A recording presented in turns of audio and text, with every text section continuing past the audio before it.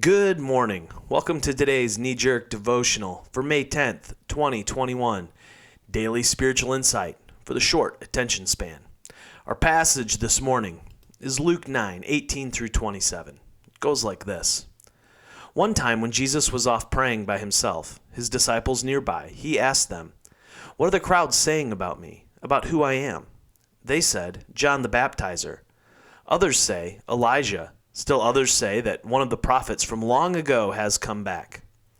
He then asked, "And you, what are you saying about me? Who am I?" Peter answered, "The Messiah of God." Jesus then warned them to keep it quiet. They were to tell no one what Peter had said.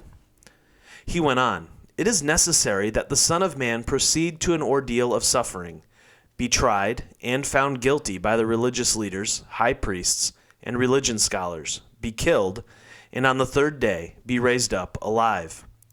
Then he told them what they could expect for themselves.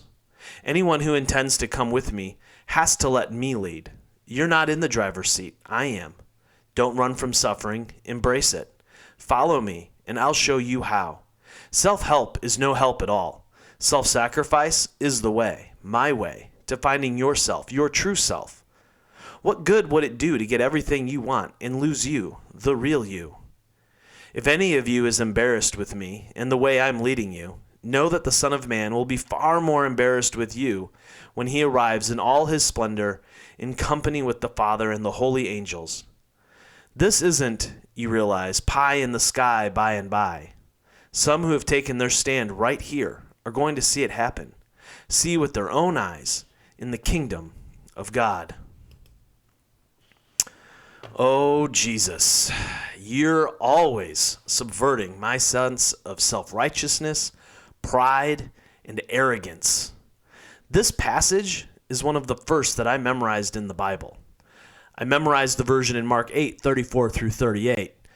So this is one of those that have shaped me and directed me as a means to more deeply understand my life and calling as a follower of Jesus.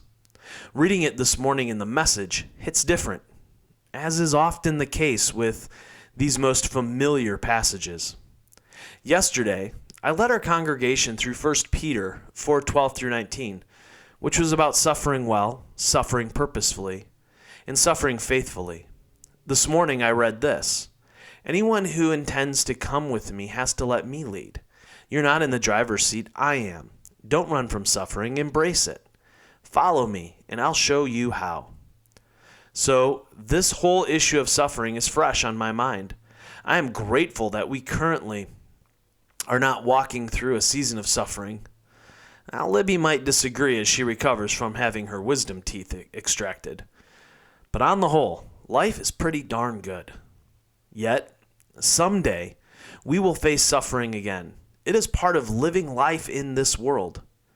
So, when it comes, I want to be ready. I want to be prepared to handle what comes.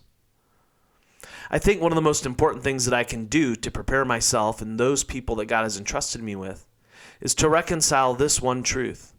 Following Jesus does not protect any of us from suffering. Jesus was acquainted with grief, sorrow, and suffering. Too many think that if we Christian correctly, then we will simply be #blessed. But that's not the way it is. Following Jesus frees us to embrace the suffering. We can lean into it. There is no need to mute it or deafen it. To embrace suffering, I think, requires us to look through the suffering to the other side of it and see that there will be an end. The hard time will change us. The hard times that we walk through strip away so much of the stuff that is unnecessary. Suffering is part of following Christ. It is a necessary thing. When we walk through it, we will come out the other side. We will have changed. The false self will be stripped away, and our more true, our more authentic, our more real self will continue to emerge. So until tomorrow, love well, my friends.